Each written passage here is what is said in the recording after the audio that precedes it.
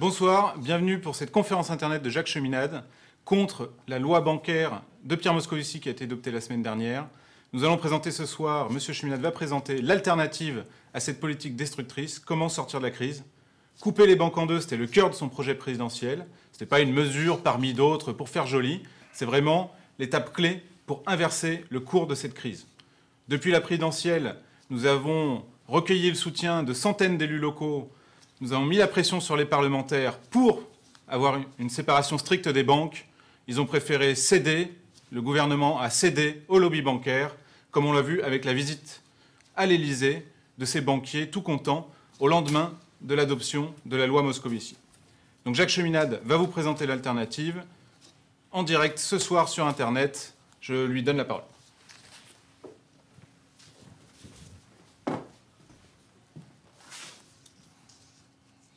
Bonsoir à toutes et à tous. Je veux d'abord vous dire ce soir que l'orage vient. L'orage financier. Il revient avec sa grêle destructrice de la société, du travail, de l'économie, de la substance de l'économie. En fin de compte, cet orage vise l'être humain et dégage une forte odeur de guerre. Face à cela, nous devons être tous en colère, mais la colère ne suffit pas. Il nous faut mener une guerre pour la paix, une guerre contre l'oligarchie financière qui déchaîne cette crise.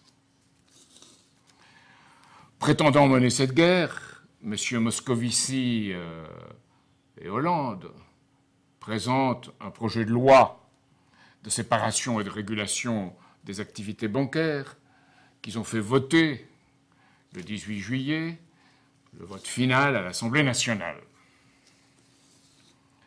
Cette loi est un simulacre car elle ne protège pas de l'austérité, elle ne protège pas l'économie, elle ne protège pas les acquis sociaux.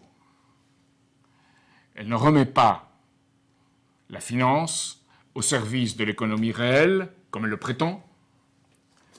Elle ne protège pas les dépôts des prédateurs, des épargnants. Elle ne protège pas les dépôts des épargnants et n'empêche pas les dérives sociales destructrices. Bref, elle ne coupe pas les banques en deux. Comment expliquer que le président de la République, François Hollande, ait présenté ce texte après son discours du Bourget? Eh bien, tout d'abord, c'est un déni de réalité. Il y a un refus de voir les intérêts bancaires, les intérêts d'établissements financiers, la City, Wall Street et leur offensive. C'est sa part de soumission. Il croit aussi que l'économie est cyclique. Il l'a dit au cours d'un voyage en Espagne. La crise a éclaté en 2008. En 2014, l'on peut penser que la reprise viendra. Ça, c'est sa part d'illusion. Enfin, il a à plusieurs reprises dit la crise de l'euro est derrière nous, la reprise, elle est là, et puis la France est sortie et l'Europe sont sortis de la récession. Ça, c'est la part de l'incantation. Donc, voilà la situation à laquelle nous avons à faire face. Soumission, illusion, incantation. Le gouvernement et le président de la République n'ont pas tenu leurs promesses. L'on peut donc parler de trahison, si trahir, c'est être infidèle à ce qu'on doit défendre.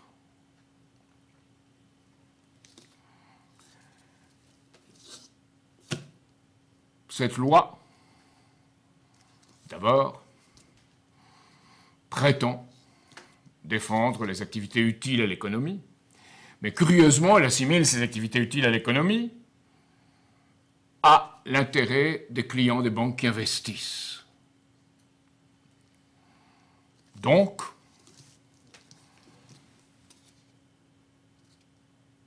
cette loi prétend protéger ces activités, tout en créant une filialisation, dans laquelle elle dit cantonner pour les établissements de crédit qui font des activités pour compte propre. Or, ces activités pour compte propre des établissements de crédit représentent vraiment très peu. Cela signifie que l'interdiction, concrètement, représente 0,5 à 1% pour la BNP et la Société Générale, et presque rien du tout pour la BPCE et pour le Crédit Agricole, qui ne se livrent plus à ces opérations. Alors, la mesure suivante, c'est l'interdiction du crédit à haute fréquence, c'est-à-dire les opérations qui se font en général à 1/5706e d'un clin d'œil, c'est-à-dire qu'ils se font très vite. C'est les opérations spéculatives par nature. Elles sont interdites, mais en relation au Code général des impôts et des opérations dites taxables dans le Code général des impôts. Ça veut dire que ces opérations de trading ou de négoce, comme dit la loi, sont interdites nominalement, mais en réalité, elles ont lieu en dehors de ces opérations dites taxées. Pourquoi? Parce que le Code général des impôts prévoit qu'il s'agit d'opérations réalisées en moins d'une demi-seconde et il prévoit aussi qu'elles doivent constituer en fin de journée moins de 20% de ce qui a été prévu dans la journée. Ces opérations, moins de 20%, ne doivent pas être fermées. Seuls 80% peuvent être des opérations d'achat et de vente. Alors, dans ces conditions, l'on voit bien que les banques peuvent dire qu'elles feront des opérations à 0,51 secondes, un peu plus. Et en outre, c'est les opérations sur action, ce ne sont pas les autres. Alors, là aussi, c'est un peu un gruyère français avec des trous et pas un gruyère suisse.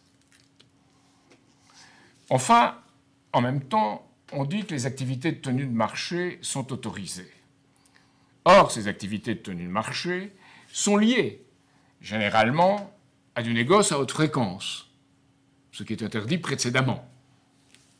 Or, ces activités dites de tenue de marché, c'est les opérations qui permettent aux banques d'assurer un prix de vente et un prix d'achat pour leurs clients, ou d'établir un prix qui permet les opérations d'achat et de vente.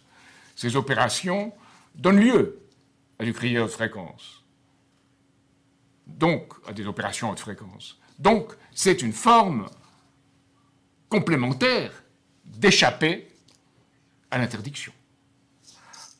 En même temps,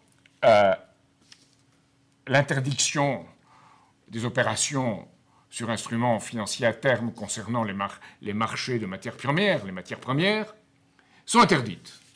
Mais en réalité, on permet aux établissements financiers, alors que ces opérations sont interdites sur fonds propres, on permet aux établissements financiers de créer des produits pour leur clientèle, incluant ces opérations sur les matières agricoles. Donc ici encore, on voit bien que la loi, le principe de la loi, se trouve détourné. Il faut bien voir aussi que tout ce qui concerne les paradis fiscaux, on dit on va contrôler les activités des paradis fiscaux. Il s'agit d'informations très générales en réalité. Et rappelons que les banques françaises ont 467 filiales dans les paradis fiscaux. et qu'elles y ont des avoirs d'environ 300 milliards d'euros. Donc elles peuvent continuer avec un peu plus de prudence, c'est ce que ça veut dire. Enfin, je dirais que cette séparation, compte tenu de tout cela, n'a aucune substance.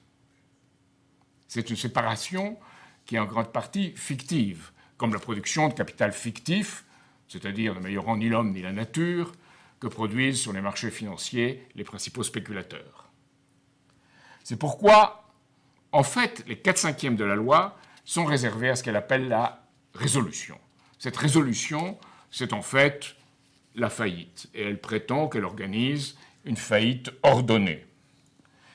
L'importance du sujet montre bien qu'en réalité, le gouvernement considère que la situation des banques n'est pas très solide, puisque la résolution concerne les 4/5 de la loi.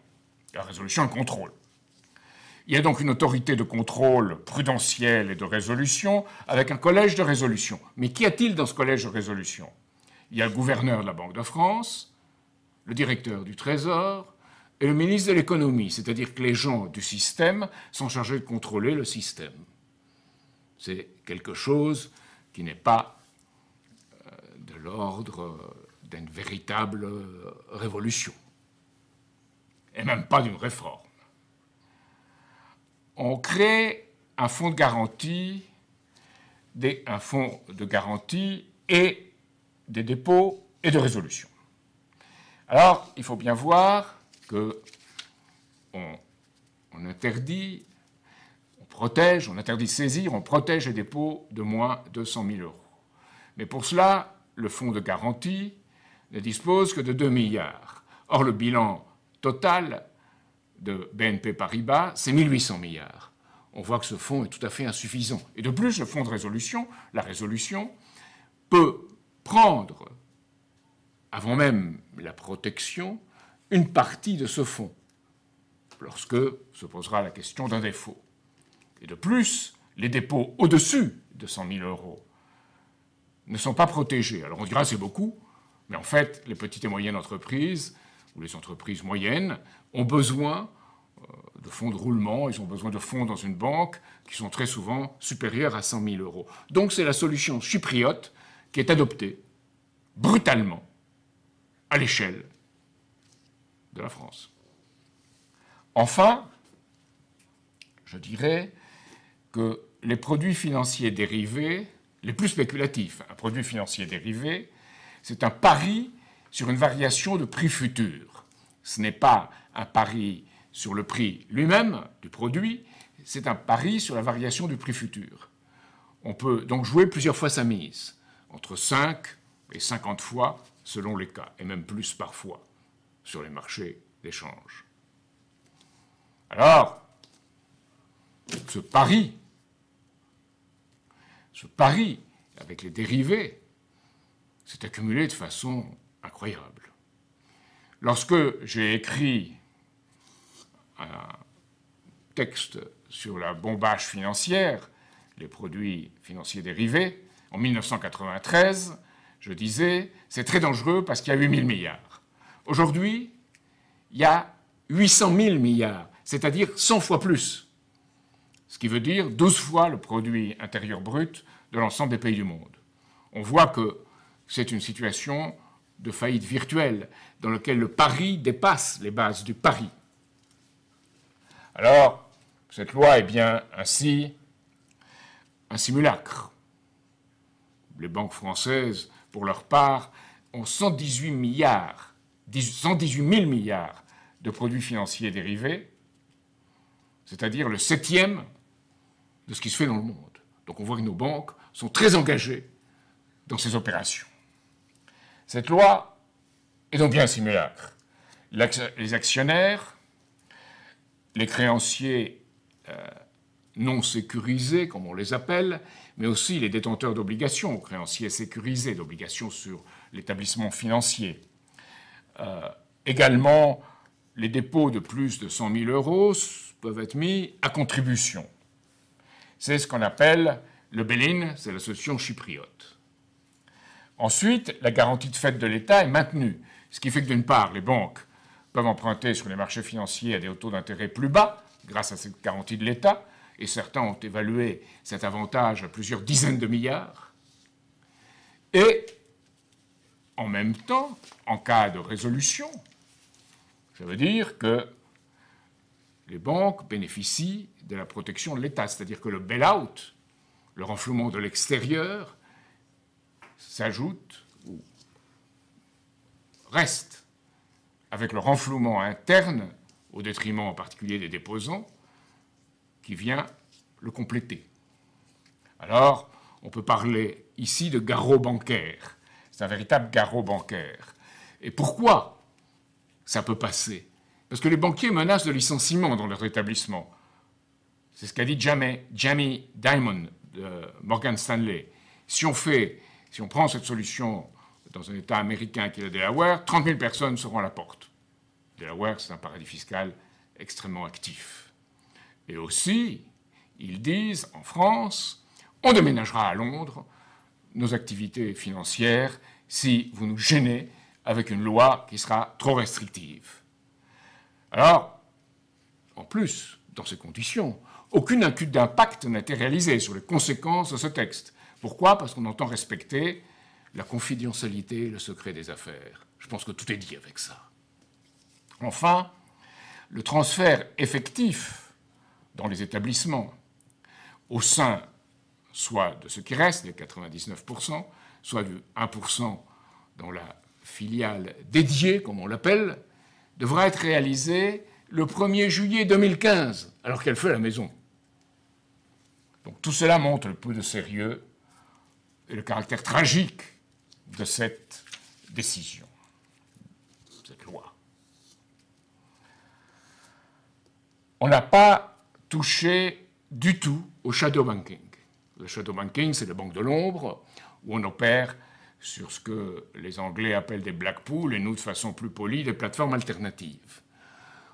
Ça a été permis, en particulier en France, sous M. Sarkozy, par la loi du 1er novembre 2007, qui a adopté une résolution européenne. Donc, l'Europe nous a mis en situation de ne pas contrôler et de laisser proliférer ces opérations. Ces opérations représentent en tant qu'opération environ 48% aux États-Unis et 24% en Europe. Mais si on prend la valeur, c'est près de 50% en Europe et 70% aux États-Unis. C'est beaucoup plus. Donc voilà la part de l'ombre supérieure à la part de la lumière. Enfin, la protection des consommateurs. La loi dit qu'on plafonne les commissions à l'occasion de difficultés que pourraient éprouver les consommateurs sur leur compte. On plafonne à 20 € par mois pour ceux qui sont les plus vulnérables, mais ceux-là, pratiquement, très souvent, ne peuvent même plus utiliser une banque. Il y a 80 € pour les autres. Mais cela veut dire qu'on admet que ces frais de commission sont en dehors de l'intérêt pris par la banque à l'occasion des agios. Et le scandale, c'est que si on fait la somme de ces frais de commission et des agios, on atteint beaucoup plus que le taux de l'usure en taux annuel. Eh bien, cela passe.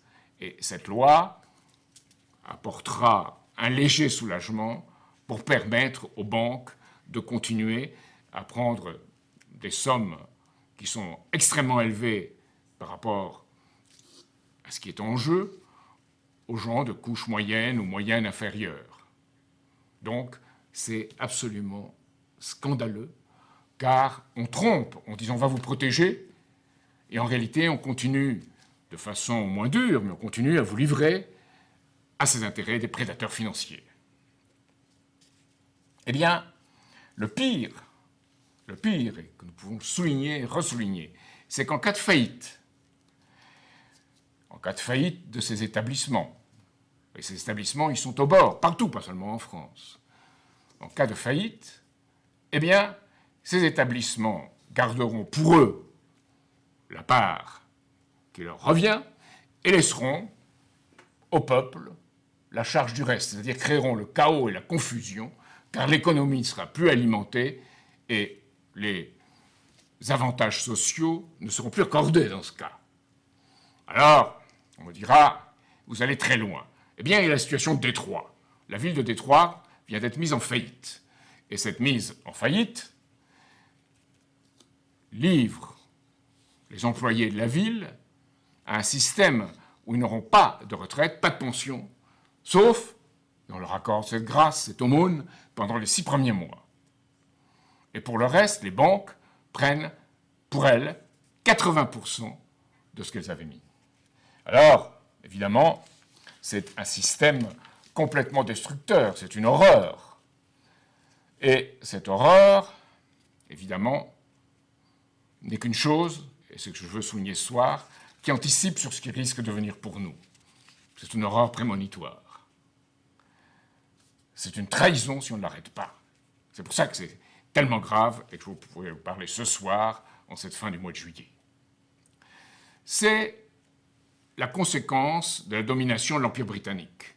Lyndon LaRouche a souligné ce qu'était cet Empire britannique, et Nicholas Shaxson a bien montré, dans les paradis fiscaux, enquête sur les ravages de la finance néolibérale, qui en anglais s'appelle les hommes qui ont volé le monde, c'est plus direct.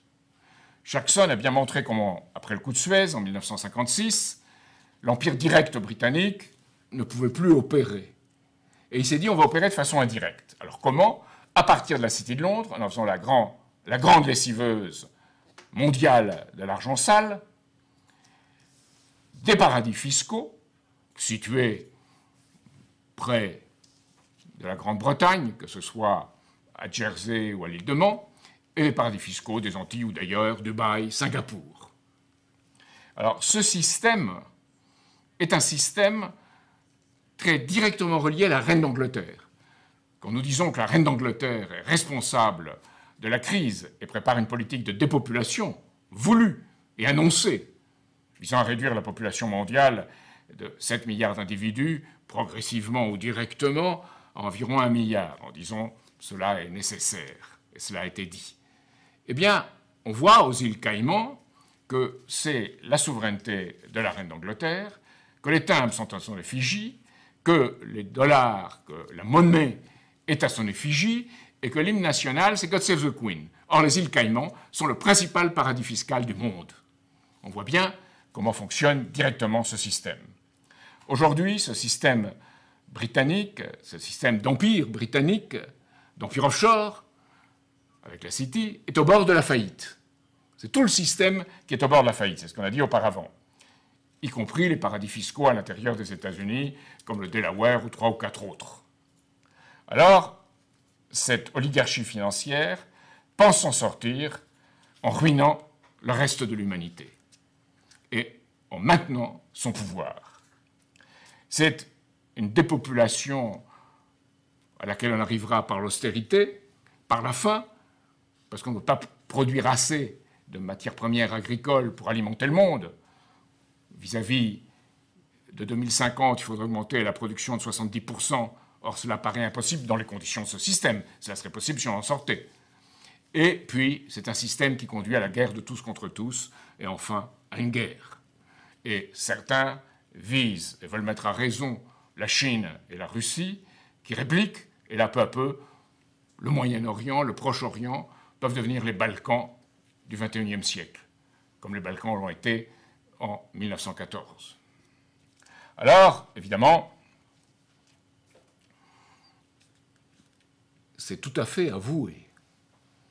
Ce n'est pas dit en France par la presse, mais c'est avoué. La banque JP Morgan a publié un rapport, le 20 mai 2013, disant très explicitement qu'il faut modérer les salaires, réduire les avantages sociaux, et ce qui l'empêche, c'est les constitutions européennes, en particulier du sud de l'Europe, qui ont été écrites à la suite de la chute du fascisme.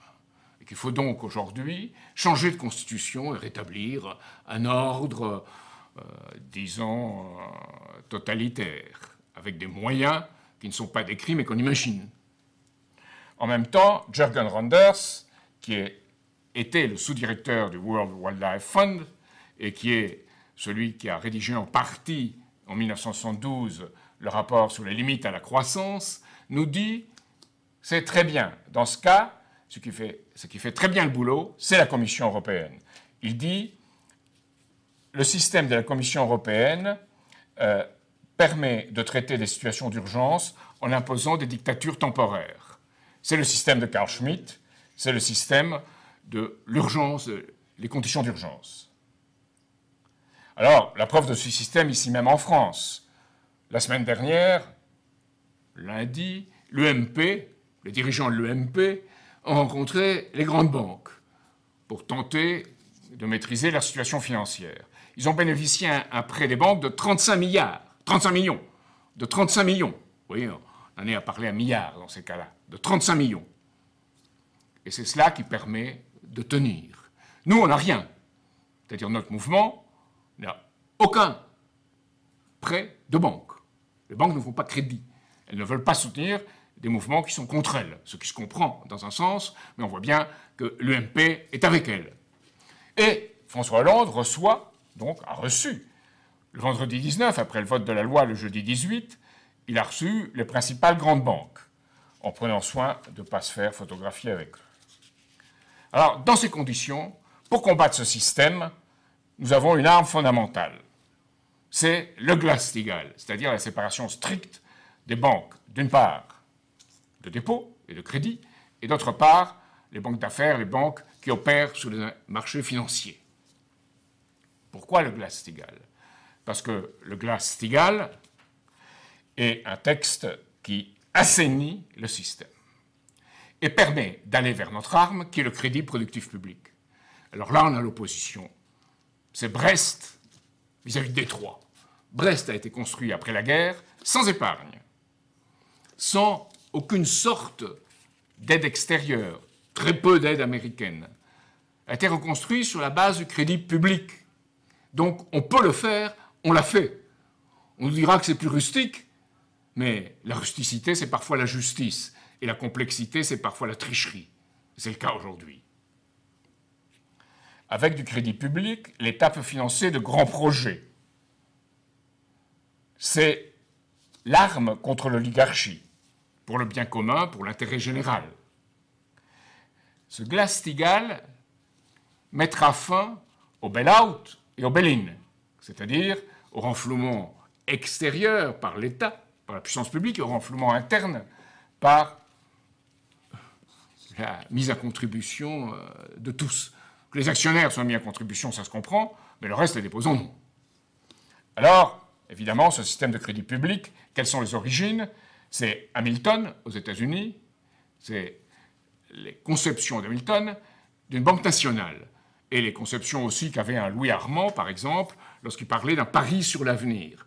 Du crédit public, c'est ce qui permet de parier sur l'avenir. Alors, pour cela, il faut une commission Pécora. Une commission Pécora, nous l'avons défendue, nous avons même eu des milliers de signatures en sa faveur. Cela veut dire des pouvoirs de juridiction, c'est-à-dire qu'il faut pouvoir prendre des sanctions, et des pouvoirs de réquisition, on doit pouvoir aller voir dans les papiers des banques. En France, cela paraît pratiquement impossible, alors qu'en Allemagne, le président d'une commission peut, une commission parlementaire, peut requérir la désignation d'un magistrat placé sous son autorité pour venir et intervenir. Alors vous imaginez la différence entre un magistrat honnête qui pourrait faire cela, un Jean de Maillard, et puis ce qui a fait la loi Moscovici, une jeune femme, Karine Berger, douée et très rouée et très opportuniste. C'est très différent. Alors, le problème, c'est qui peut contrôler le crédit et pourquoi faire? D'abord, il faut le pouvoir de le faire. Or, l'article 123 du traité sur le fonctionnement de l'Union européenne ne permet pas d'émettre ce crédit public. C'est pour cela que nous disons qu'il faut refonder l'Europe en sortant du système de l'euro et en créant une monnaie commune, pas une monnaie unique, que les États auront d'entre eux, avec des banques qui représenteront les intérêts de la nation, pour de grands projets pour l'avenir. C'est cela la voie du futur. Ce n'est pas un simple repli national comme certains le défendent. Cela, c'est une fausse opposition. Le fédéralisme supranational et le repli national. Il faut refonder l'ensemble. Et il faut que la France prenne l'avant-garde de ce mouvement, ce que cette loi lui empêche de faire. Ensuite, il faut que soit contrôlé ce crédit par des institutions publiques. Eh bien, il y avait auparavant le commissariat au plan. Aujourd'hui, on a créé, et je dois consulter pour le voir mon papier, car c'est tellement compliqué, un commissariat général à la stratégie et à la perspective. Ce n'est pas un vrai commissariat au plan. Un commissariat au plan, c'est toute la nation réunie pour définir son avenir. Et c'est cela qu'il faut. Et cet avenir, c'est accroître la densité de flux d'énergie, la production par être humain de flux d'énergie et de technologie, la production d'êtres humains par unité de surface, par être humain lui-même et par matière apportée. C'est ce que permet le nucléaire du futur et qui suppose une société vraiment démocratique et républicaine et pas de la sous-traitance en cascade qui fait partie de ce système financier. Enfin, il faut parvenir, grâce à cela, à un potentiel plus élevé de dépeuplement. Et c'est ça qui fait l'avenir, un monde avec des enfants. Or, le monde que veulent ces oligarchies financières, c'est un monde sans enfants. Et c'est un monde où on réduit la population mondiale. Ça relève du crime, et du crime organisé. Alors, évidemment, ça suppose qu'il y a un impératif, qui est un impératif d'aller vers ce futur en alimentant la découverte humaine. Et la vraie découverte, celle qui permet de changer la relation de l'homme avec la nature et de créer un environnement, comme c'est le propre de l'homme, par rapport aux autres habitants vivants de la Terre. Ça suppose, évidemment, qu'on ne prenne pas les solutions vertes. Les solutions vertes ne marchent pas. Il n'y a pas d'issue qui ramène au passé, vers une moindre densité à la fois de technologie et de flux d'énergie. Alors, évidemment, il faut dans tous les domaines créer les conditions du futur. C'est l'eau, c'est les sols, c'est la santé publique, c'est la recherche, c'est aussi le logement, c'est tout ce qui concerne l'être humain. Et c'est évidemment une grande politique d'éducation des facultés créatrices. Alors, la densité elle-même, la densité de technologie et de flux d'énergie, est le produit de cette découverte humaine. Et cette densité, c'est la relation continue qui a permis à l'espèce humaine de se développer. Sans cela, on serait resté 10 millions sur Terre, et nous ne serions pas 7 milliards. C'est cet effort continu qui a caractérisé l'histoire humaine, de découvrir, de connaître, de comprendre et d'appliquer. Alors, évidemment, revenons-en à François Hollande. Dans le système actuel, il nous dit « la reprise, elle est là. La reprise, elle est là. » C'est comme Hoover qui disait en septembre 1929 la prospérité est au coin de la rue. Alors, on pourrait dire qu'on attendait, qu'on espérait en France Roosevelt et qu'on a Hoover. Voilà le gouvernement, voilà le président que pour l'instant nous avons. On espère qu'un jour, il devienne un vrai président au service de son peuple, mais ce n'est pas encore le cas. Car il y a vraiment trahison, et je le répète, de la fidélité qu'on doit à son peuple et évidemment de la Constitution, puisque l'article 2 de notre Constitution dit que son principe est un gouvernement du peuple, par le peuple, pour le peuple. Cela ne sera jamais assez répété.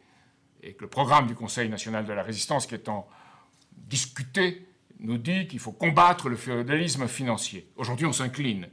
Et c'est cela le drame. Et c'est le drame de l'UMP, c'est le drame du Parti socialiste.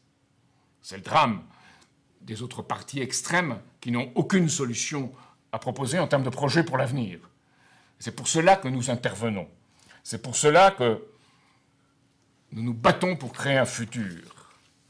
Et si l'on suit cette voie, le peuple n'est pas le problème. Vous savez, dans les sphères supérieures, on se plaint du peuple, qui n'a plus l'estime de soi, qui ne croit plus, qui n'est plus politique. Eh bien, ce peuple n'est pas le problème. Le peuple est la solution. Et c'est inspirer ce peuple qui est notre mission. Et c'est vers cela que nous devons aller. C'est vers cela que nous devons créer les conditions. Nous devons parvenir à cette situation où il y a un lien entre les dirigeants et le peuple pour définir vraiment un avenir. Et le peuple est la solution pourvu qu'on ne le trahisse pas, pourvu qu'on ne lui impose pas l'austérité, pourvu qu'on l'estime et qu'on le serve. C'est ce que je voulais vous dire ce soir.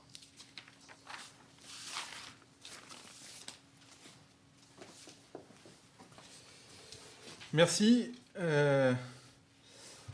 est maintenant clairement établi dans les faits que la réforme bancaire de Pierre Moscovici est une trahison. Et une trahison parce qu'on est dans un moment de péril pour l'ensemble de la société. Et face à ça, sur cette question de comment inspirer le peuple, il faut incarner cette France qui est à l'avant-garde du combat. Et aujourd'hui, cette avant-garde du combat, c'est notre proposition de loi pour couper les banques en deux. Donc on a rendu public au mois de mai dernier et qui pour l'instant n'a pas été encore déposée parce qu'on a rencontré plus d'une centaine de parlementaires qui, pour une bonne partie, en fait, sont pour une séparation totale, mais par contre n'ont absolument rien fait pour qu'elle soit faite, que ce soit côté écologiste, même côté aile gauche du PS, côté front de gauche, ou même certaines personnes à l'UMP, ou même chez Dupont-Aignan. Donc, on a là un problème fondamental, c'est de voir des politiciens qui n'arrivent pas à lier leur pensée avec l'action. Et aujourd'hui, c'est cette chose-là qu'il faut rompre dans le politique, et qu'on vous invite à faire en allant interpeller vos élus. Nous sommes en train de mobiliser des conseils municipaux et les communautés de communes pour qu'ils votent des vœux municipaux, pour exiger de leurs députés et de leurs sénateurs qu'ils déposent cette proposition de loi pour couper les banques en deux. Il y a déjà 6 communes qui l'ont fait, à Créancey en Côte d'Or, Tessot dans le Tarn, Salindre dans le Gard, Aumet dans la Marne, Fresnay-sur-Sarthe dans la Sarthe et Auxelles dans le Doubs. Ce sont des communes entre 200 et 3000 habitants, d'élus locaux, mais qui s'emparent des problèmes globaux. Donc c'est cette attitude qu'il faut avoir. Donc je vais commencer avec une... il y a beaucoup de questions intéressantes, aussi des questions techniques, mais donc il y a monsieur De Calonne qui nous pose cette question. N'est-il pas trop tard pour couper les banques en deux? Ne vaut-il mieux pas les brûler? Je pense que c'est une bonne question parce que ça touche à la question aujourd'hui. On est vraiment face au mur, on ne voit plus où aller, et on peut céder à la rage, à l'extrémisme, ou au contraire à la passivité. Donc voilà, si tu pouvais répondre à cette question pour commencer. La réponse à cela, c'est la mobilisation de nos jeunes et de nos moins jeunes aux États-Unis, où l'enjeu est décisif. Parce que si le Glass-Steagall n'est pas voté aux États-Unis, le Glass-Steagall de Roosevelt, celui qu'on avait nous-mêmes à la Libération, et qui a été abrogé en 1984 par Jacques Delors et Pierre Bérégovoy, il faut le dire, et qu'auparavant, Michel Debré, Valéry Giscard d'Estaing avaient ôté une partie de sa substance. Eh bien, c'est cela la réponse. Et dans 25 États américains aujourd'hui, cette résolution a été mise devant les sénateurs et les représentants d'État. 4 ont voté cette résolution et l'ont envoyée à Washington. Elle n'a pas un caractère obligatoire, mais là, c'est un instrument de pression absolument précieux. Nos amis, nos militants, nos partis frères aux États-Unis sont aujourd'hui à Washington avec tous les dirigeants du comité directeur. Et ils se battent vis-à-vis des députés, vis-à-vis des sénateurs, pour que cette loi, ce Glass-Steagall, puisse passer, en montrant bien que ça doit aboutir à un crédit public et que ça doit aboutir à de grands projets, comme le projet NAWAPA, qui est le projet qui met en eau toute une partie des États-Unis et qui crée autour du développement industriel, du développement technologique, des formes nouvelles d'énergie. C'était Kennedy qui le prévoyait. On en présente une extension qui correspond à notre époque. Voilà la réponse, et voilà la réponse en France. Comme l'a dit mon prédécesseur, nous avons 285 maires, et même maintenant 300, qui ont dit « nous sommes pour un Glass-Steagall ». Nous le disons ouvertement. Et certains, comme il a été vu, l'ont présenté à leurs conseils municipaux. C'est un mouvement en cours. Et c'est un mouvement, de plus en plus de personnes disent « il faut aller de ce pas ». Alors, pour répondre à M. De Calonne, ce mouvement politique correspond à la composition d'un morceau de musique classique. Pourquoi? Parce que dans ce mouvement, on voit ce à quoi on doit aboutir et on soutient tout ce qui y mène, comme un mouvement de musique classique est parfaitement rigoureux et mène à sa conclusion qui est en même temps une ouverture. Le Glass-Steagall, le crédit public. Alors, nous entendons faire, de ce point de vue, de la France une véritable chorale, à nouveau une chorale politique, C'est cela, le retour au collectif, mais un collectif qui ne soit pas un collectif d'oppresseurs, mais un collectif qui soit de participation. Nous entendons faire de la France une chorale, en particulier animant tous les domaines artistiques, parce que une chorale est en petit ce que devrait être la société en grand. Et voilà notre combat, c'est un combat de réflexion, un combat où on joue toutes les chances que l'on peut. Et peut-être qu'un jour, on arrivera à une situation où tout se décomposera sans contrôle, mais alors ce sera très grave, et je donne peu de chance à la possibilité d'inspirer les gens dans cette situation. C'est pour cela que les vociférations des extrémismes me paraissent extrêmement dangereuses, mais que je suis extrême dans ma conception d'une véritable révolution de la finance pour la mettre au service de l'économie.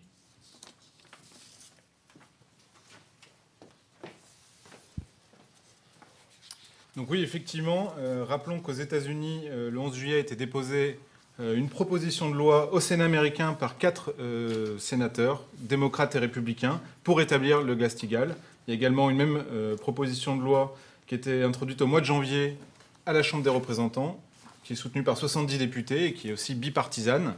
Donc aux États-Unis, même si Wall Street finance toutes les campagnes, il y a quand même plus des députés plus courageux pour l'instant que ce qu'on a en France. Et il y a également en Italie, on a 48 sénateurs du mouvement Cinque Stelle qui ont déposé un projet de loi qui va exactement dans le même sens que celui qu'on présente, qui est d'ailleurs très simple. C'est un projet qui fait 9 pages. Donc la rusticité, c'est ce qui marchera pour couper les banques en deux. Plus ça sera complexe, plus ça sera une entourloupe. Alors on va quand même revenir sur les quelques questions techniques, je pense qu'il faut aborder parce qu'elles sont aussi d'actualité et il faut réussir à y voir plus clair, notamment la question de Dexia, les empreintes Dexia, la banque Dexia, qui a déjà coûté 6,6 milliards aux contribuables, il y a encore plus de 100 milliards de garanties, et tous ces emprunts toxiques qui sont donc dans nos municipalités, nos collectivités locales. Et donc on a Monsieur Delandre qui nous demande qui constate que M. Hollande n'a pas plus défendu les collectivités territoriales que M. Sarkozy dans cette affaire de Dexia. Comment peut-on expliquer cette trahison et surtout, que faire de Dexia ?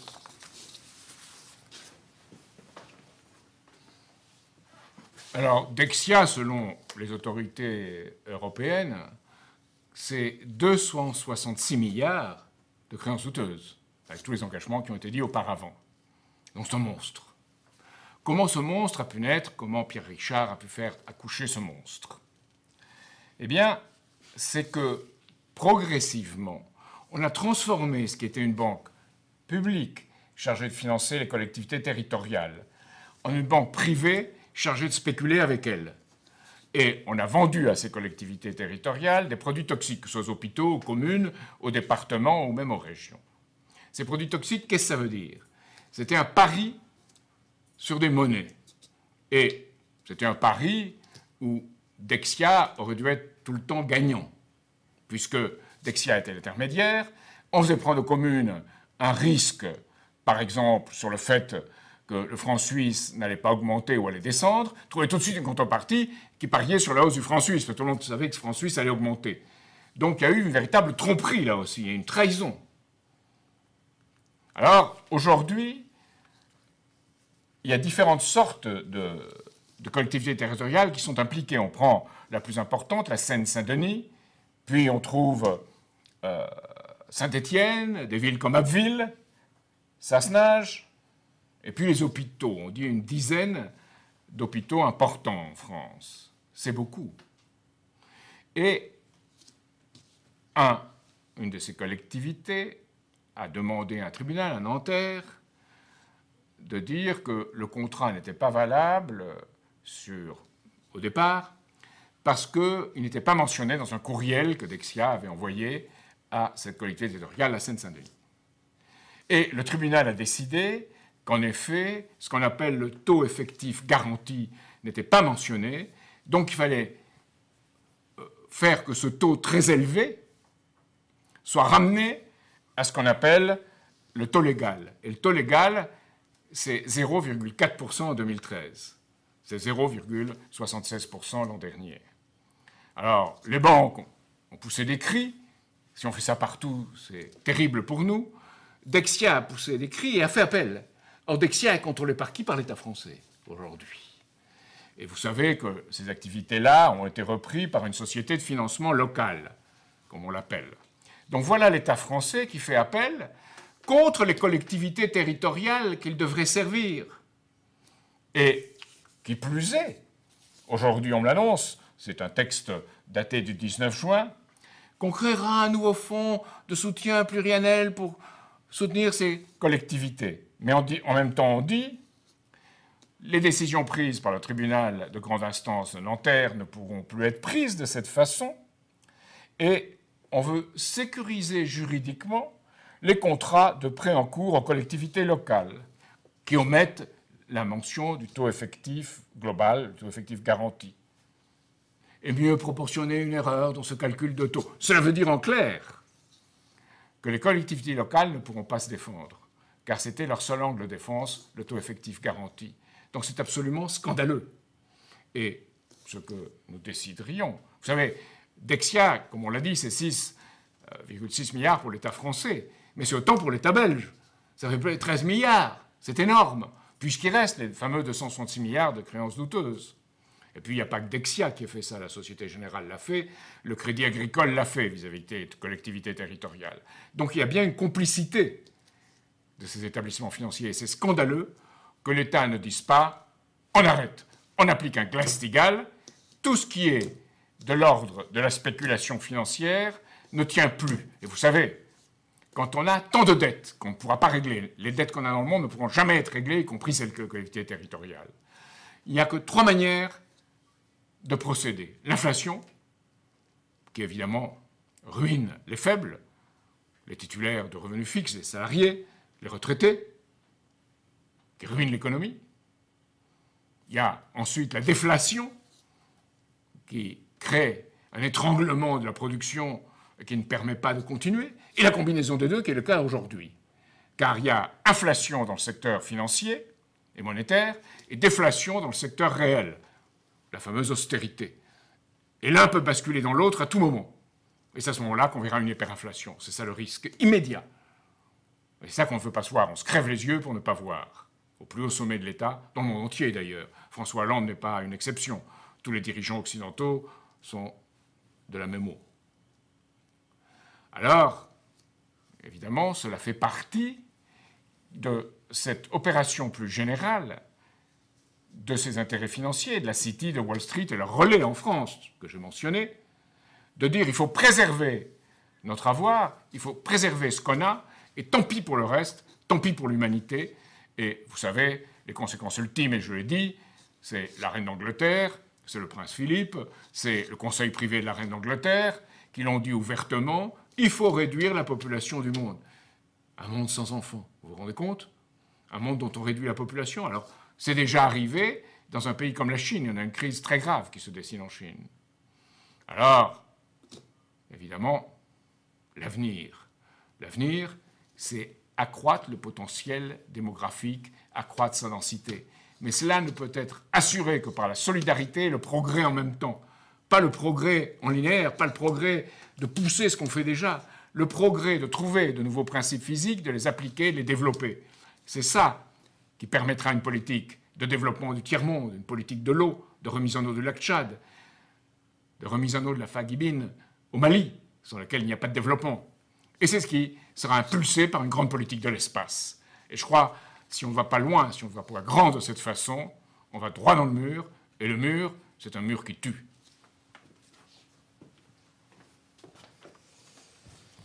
Donc je vous rappelle, vous pouvez toujours envoyer vos questions à l'adresse questions@solidaritéprogrès.org. Nous essaierons d'y répondre après l'émission si on ne peut pas y répondre pendant.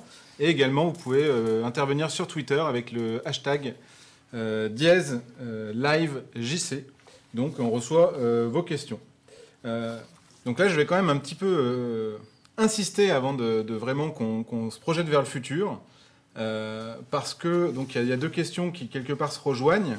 Une question de Monsieur Bouteau, qui est donc membre du PS et qui nous parle de la baisse du taux du livret A et donc aussi au fait que aujourd'hui la Caisse des dépôts et consignations a annoncé qu'elle va reverser aux banques 30 milliards de l'argent collecté sur le livret A pourquoi c'est une bonne question, en tout cas pour leur stabilité financière, alors que cet argent doit servir à financer le logement social dont on manque aujourd'hui.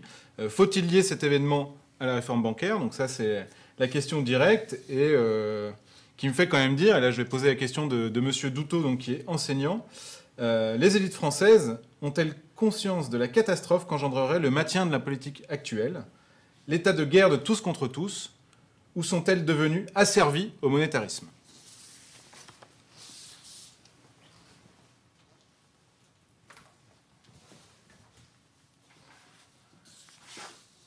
Les élites politiques françaises existantes ont fait toute leur carrière dans ce système. Elles ont été financées par ce système. Les fins de mois des principaux journaux sont assurées par les banques. Vous avez vu, les partis politiques bénéficient de prêts bancaires. Donc, toutes ces institutions, et ceux qui ont fait carrière à l'intérieur de ces institutions, sont assujettis. Et c'est ça le vrai problème, que les élites savent bien. J'ai eu l'occasion de discuter avec des gens haut placés en France, et ils m'ont dit « on sait ». Mais ce que vous nous dites de JP Morgan, ça nous fait peur. Parce que là, c'est trop loin. Mais je leur ai dit, si vous ne résistez pas maintenant, et si vous faites des lois comme la loi Moscovici, vous allez avoir un problème. Et ils m'ont dit oui, mais au moins on leur a moins fait souffrir les gens que si c'était le gouvernement de Nicolas Sarkozy. Pourquoi? Parce qu'on a obtenu un délai d'arriver à 3% de déficit pour 2015. Mais d'abord, on a obtenu ce délai, c'est vrai, mais qu'est-ce que ça assurera en termes de substance productive, en termes de développement économique? Et en plus, évidemment, c'est penser que lorsqu'on est dans le pire, on peut faire un peu moins pire. Alors si la France, si le gouvernement actuel pense qu'avec le pire, on peut faire un peu moins pire, et qu'après la pluie, bien le beau temps, parce qu'il y aura une reprise économique en 2014. Mais nous avons des gens qui, au pouvoir, ont perdu la raison, parce qu'ils sont dans le déni de raison, même s'ils savent. Alors comment l'expliquer? On peut l'expliquer, je pense, comme je l'ai esquissé précédemment, par leur crainte. Ils ont peur. Ils ont peur d'une offensive de ces intérêts financiers. Ils ont peur que les banques françaises déplacent à Londres leur secteur d'investissement. Mais je leur ai dit, franchement, voyez-vous, mieux vaut affronter maintenant ces intérêts que d'attendre. Parce que si vous attendez, vous aurez perdu ce que les Chinois appellent le mandat du ciel et ce que nous, laïcs, appelons la confiance du peuple. Et à ce moment-là, après vous avoir utilisé comme un Kleenex dans lequel on s'est mouché dedans, on vous jettera à la poubelle. Et vous serez remplacé par quelque chose de bien pire. Et je ne voudrais pas que vienne ce quelque chose de bien pire. C'est pour ça qu'une pression de tous les militants socialistes vis-à-vis de ce gouvernement doit être organisée. Vous savez, ce n'est pas un hasard si Pierre Moscovici s'est dit le représentant des intérêts des banques françaises aussi. Pour lui, c'est inéluctable, c'est comme ça, c'est ce que je vous disais tout à l'heure. Et d'autre part, il était strauss-kahnien. Et tous ces strauss-kahniens au Parti socialiste sont des gens qui ont une certaine tendance à, disons, avoir une attitude vis-à-vis de la population, vis-à-vis des peuples, vis-à-vis de l'économie, du même type que celle de M. Strauss-Kahn avait vis-à-vis du sexe féminin. C'est-à-dire, pas de considération. Vous voulez pas aller plus loin, pas de considération. Et c'est cela qu'il faut changer. Et je pense que François Hollande voudrait avoir cette considération. Mais il est victime de ce que j'ai dit, la soumission, l'illusion, l'incantation. Et c'est là qu'il doit se ressaisir. C'est sa dernière chance, pratiquement. Et aujourd'hui, je parle de sa dernière chance. Et je voudrais ajouter qu'il ne faut pas attendre tout des élites établies. Il faut attendre des élites nouvelles, des amateurs qui se battent, qui représentent les intérêts du peuple. Et c'est une lutte entre deux intérêts relativement faibles en nombre mais décisifs. Et un des deux doit entraîner avec lui le peuple. Ça peut être un peuple désespéré, dans le désarroi, qui ira vers l'aventure, ou qui se soumettra, ou ça peut être un peuple qui sera inspiré et qui ira vers un changement qui lui est favorable. Et toute notre lutte est celle-là. Toute notre lutte est pour cette seconde solution. Et c'est là que tout le système d'éducation, tout le système de protection sociale joue. Car ce n'est pas seulement une crise financière. C'est une crise qui se produit sur le mur de la caverne financier. Mais c'est une crise sociale, c'est une crise politique et c'est une crise de civilisation.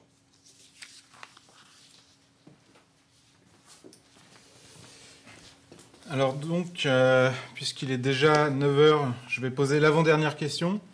En fait, on en a reçu plusieurs sur justement la question de la séparation des banques. Est-ce que ça suffira pour pouvoir relancer l'économie ou est-ce qu'il ne faut pas justement mettre sur la table la question de l'émission monétaire? Effectivement, c'est ce que tu avais fait pendant la campagne présidentielle.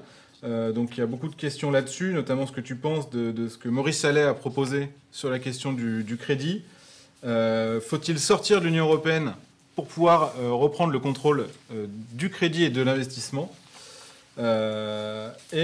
surtout, comment faire pour que ce système de crédit productif public, de commissariat au plan, de Conseil national du crédit dont tu as parlé, ça c'est une question de M. Fournier, soit plus démocratique que le pouvoir financier privé qu'on a à l'heure actuelle. C'est-à-dire comment on va vraiment engager les citoyens et toutes les forces vives d'un pays dans cette politique. Voilà. Et les autres questions venaient de M. Roibec, qui est étudiant, de Igmar, qui est citoyen, et de M. Laloubert, qui est inventeur. Voilà.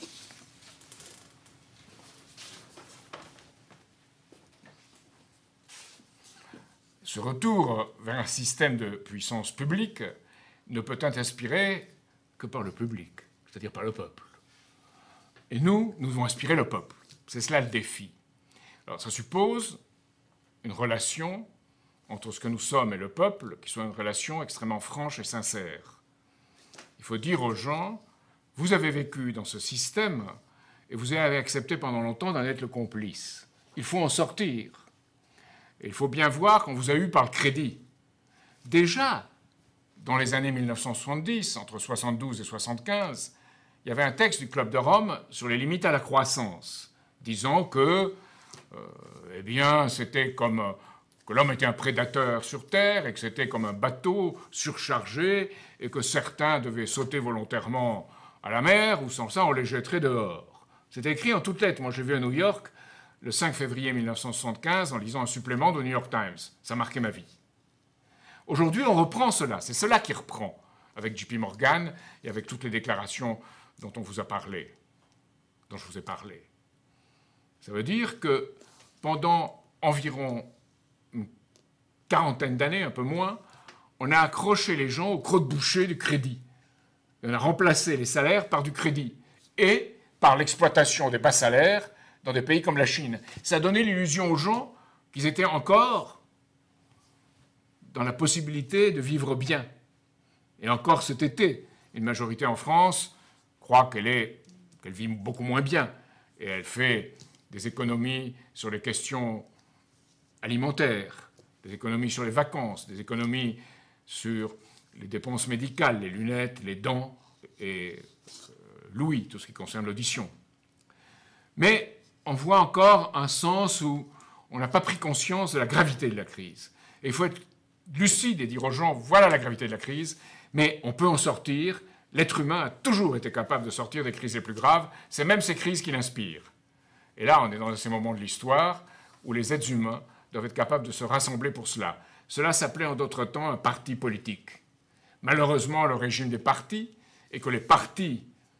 Le régime des partis, qu'est-ce que c'est? C'est que les partis imposent leur loi, même si elle va contre la volonté du peuple et contre la volonté du pays, de la nation. Alors, c'est là qu'il faut inspirer un nouveau mouvement, à l'intérieur des partis et avec notre propre parti, Solidarité et Progrès. C'est pour ça que je vous demande d'y adhérer, parce qu'on a une partie d'une nature particulière, un parti basé sur l'éducation des facultés créatrices, la société de découverte et la production physique de biens, pour le bien commun, pour l'intérêt général et surtout pour les générations futures. Et vous savez qu'un humaniste français, aujourd'hui un peu oublié, qui s'appelait Léon Bourgeois, disait « On a une dette qu'on a contractée envers les générations passées et qu'on doit acquitter envers les générations futures. C'est cela la vraie dette. Et la monnaie doit être soumise à cela. Elle doit être soumise à ce principe d'avenir. Elle doit être entre les mains de la puissance publique, et pas comme aujourd'hui, entre les mains des lobbies bancaires. Voilà le problème fondamental.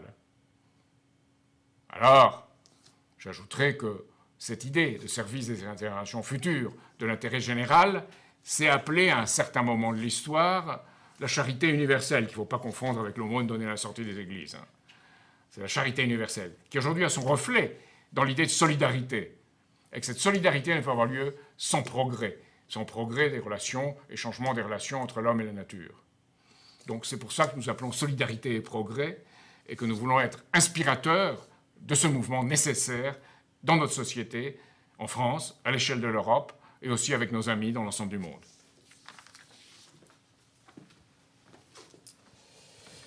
Alors donc pour cette dernière question, je suis un petit peu embêté parce qu'il y en a deux que je trouve très intéressantes. Donc voilà, je vais en poser deux en même temps. Elles vont pas forcément ensemble, mais disons elles posent quand même des questions de fond. La première, c'est de M. Bonnard. Maintenant que la loi bancaire a été adoptée, comment pouvons-nous revenir dessus? Comment pouvons-nous redresser notre République? Faut-il en créer une nouvelle? Faut-il réajuster l'existante ou faut-il modifier la Constitution? Alors, je pense que la partie vraiment intéressante, c'est comment pouvons-nous revenir dessus? Après, effectivement, on n'est pas à faire des réformes constitutionnelles si on n'a pas le pouvoir aujourd'hui de séparer les banques. Donc on voit l'orientation du combat, je pense, c'est clair. Maintenant, justement, parce qu'il y a besoin d'avoir une vision profonde de ce que doit être le travail, il y a cette question intéressante de... Madame Almeria, donc, qui nous dit la solution, puisque nous sommes dans une crise de surproduction, on constate qu'on n'est pas obligé de partager, il y a surproduction de certaines choses inutiles, mais des choses utiles, il y a plutôt sous-production. Doit-on baisser la durée légale du temps de travail? Qu'en pensez-vous?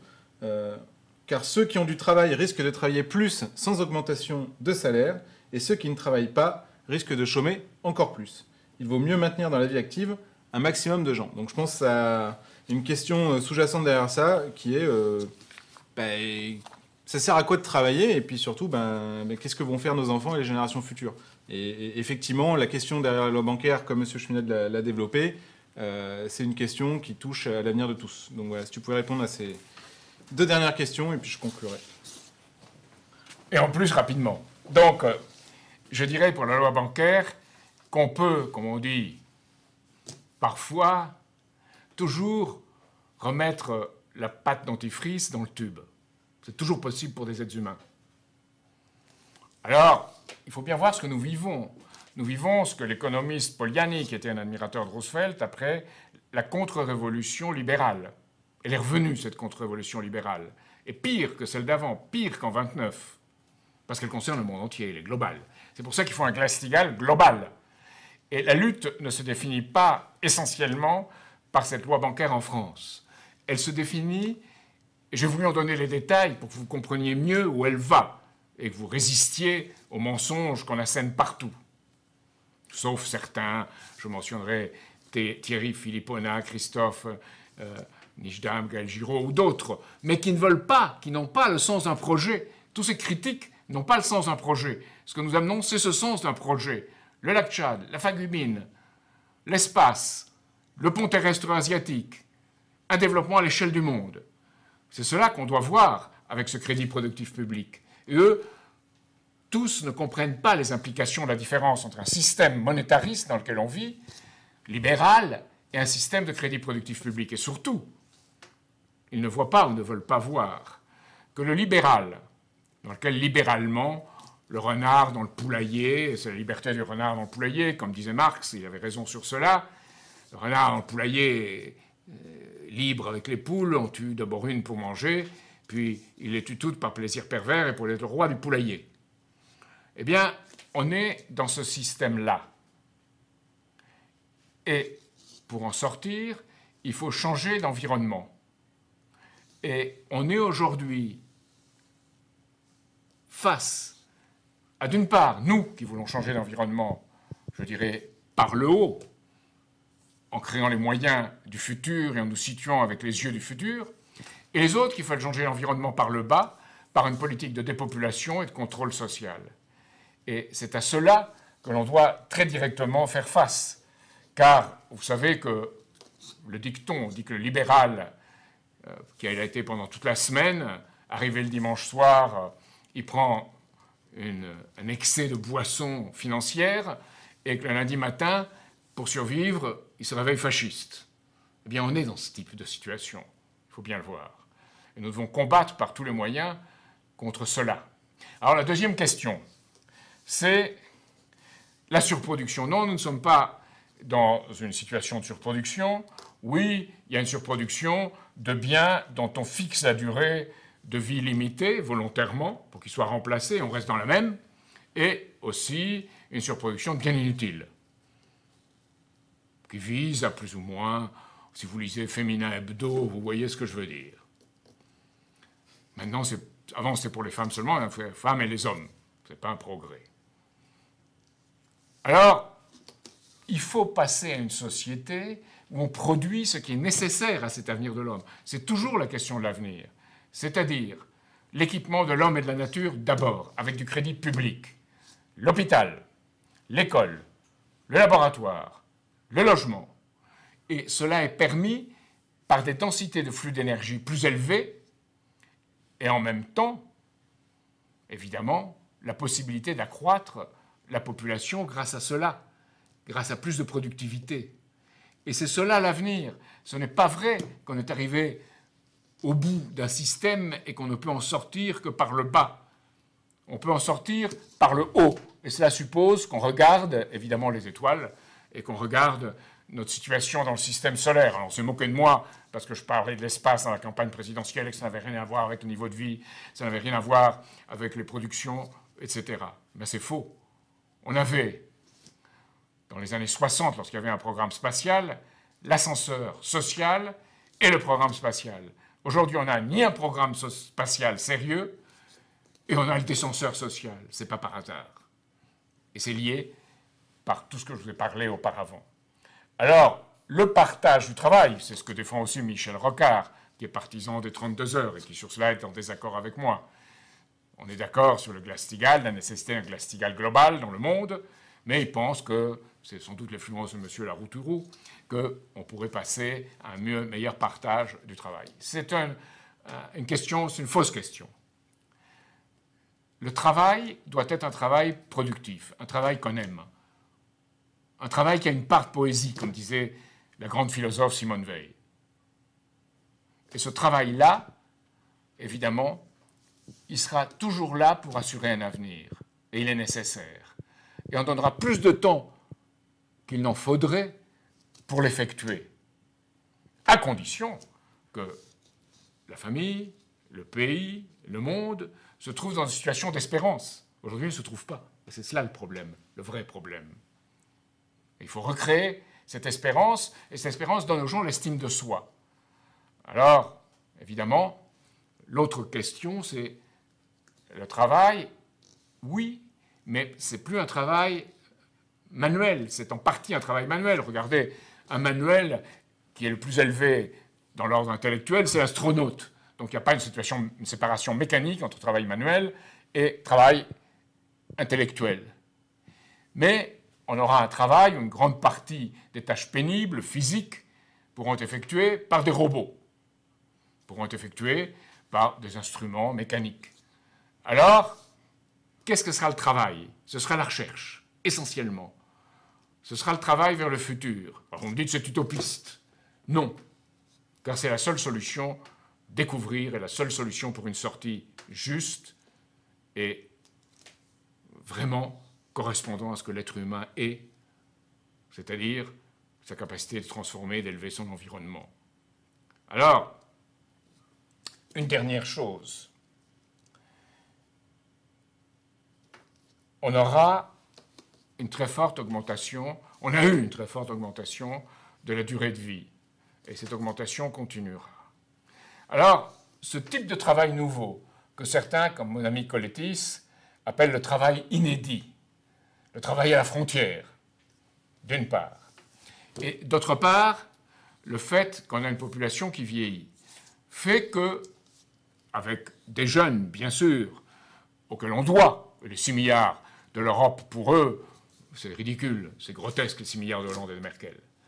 Mais avec cette population qui peut vivre plus longtemps et en bonne santé, et en même temps la conception du travail qui est un travail plus, je dirais,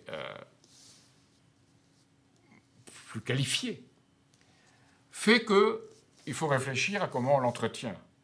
Et c'est là que ça pose à la fois l'idée, dans le travail, de la recherche constante, l'innovation, mais surtout la découverte, partout, et qu'on doit laisser des équipes libres de faire de la recherche fondamentale pour arriver là où peut-être on n'attendait pas d'aller, mais créer les conditions où on ira quelque part. Et, d'autre part, le loisir. Et on a des jeunes de notre mouvement qui ont élaboré « Rendre la culture au peuple », la tradition de Léo Lagrange et d'André Malraux. Et c'est là que est la question fondamentale, parce que si on voit le passage aux 35 heures, la plupart des gens qui ont pu bénéficier de passage, et ce n'est pas tous, parce qu'il y a un terrible chantage dans certaines entreprises pour que les gens travaillent plus. Puis on va aller chercher les cadres, on va aller chercher le samedi et le dimanche avec des courriels qui leur disent « réponds à ci, réponds à ça », même pendant les vacances. Donc, en réalité, ces loisirs doivent être bien établis. Et ce sont des loisirs qui développent l'esprit de recherche. C'est la visite dans des musées qui expliquent mieux ce qui sont, ce qui est dedans, pourquoi c'est dedans, et pourquoi c'est utile aujourd'hui, pourquoi c'est vivant. Et tout un art qui doit être de même nature. Alors, évidemment, nous n'en sommes pas là. Et certains se disent, on devrait partager ce qui reste. Eh bien non, il faut créer ce qui est nécessaire, ce qui est différent. Et pour cela, il faut être un révolutionnaire. C'est une question sur laquelle on ne peut qu'être révolutionnaire, parce que sans cette révolution, il n'y a pas d'avenir. Merci beaucoup. Donc, je vais conclure cette conférence Internet. Merci beaucoup à tous donc, de l'avoir suivi. Tous ceux à qui on n'a pas pu répondre aux questions, on vous répondra par email dans les jours qui suivent. Je pense que ce qui est important, parce que là encore, à la seconde, je recevais en même temps que vos questions, une dépêche qui disait que le gouvernement ne voulait ne plus donner 30 milliards aux banques avec l'argent du livret A, mais 50 milliards. Voilà pour l'anecdote. C'est comme au casino. Comme au casino. Et on relance. Mais ce que je veux dire par là, c'est qu'il ne faut absolument pas, dans le monde dans lequel on est, il ne faut absolument pas se laisser déterminer par le flux d'informations qu'on prend dans la gueule, sinon il y a de quoi faire 12 déprimes par jour. Je pense que la seule solution, c'est l'action. Je pense, quand même, la grande leçon à retenir de cette conférence, c'est qu'on est dans une guerre mondiale contre la finance. Tout ne se joue pas en France. Par contre, il faut gagner la bataille de France. Il faut gagner ici en France, pas juste sur la réforme bancaire, mais parce qu'on aura un projet pour cette après-guerre. Et c'est ça qui fera qu'on gagnera la guerre, comme d'autres ont pu le faire avant nous. Donc, passez à l'action, ne restez pas devant votre ordinateur demain. Pendant que vous êtes devant votre ordinateur, je vous invite immédiatement à adhérer à Solidarité Progrès. Donc en haut à droite de notre site, il y a un bouton avec écrit adhérer. Vous cliquez, c'est 40 €, 20 € si vous êtes précaire. Vous adhérez, vous engagez à l'action, vous recevrez notre journal pour votre formation politique et vous nous rejoignez dans les actions militantes auprès des citoyens. Et également, pour tous ceux qui ont les moyens, et même si vous avez peu de moyens, faites-le quand même, contribuez. Juste à côté d'adhérer, c'est écrit contribuer. Vous cliquez, vous faites un don à mesure de ce que vous pouvez et ça nous permet de multiplier nos actions et on pourra ainsi faire aussi plus de conférences Internet pour organiser cette mobilisation. Merci à tous.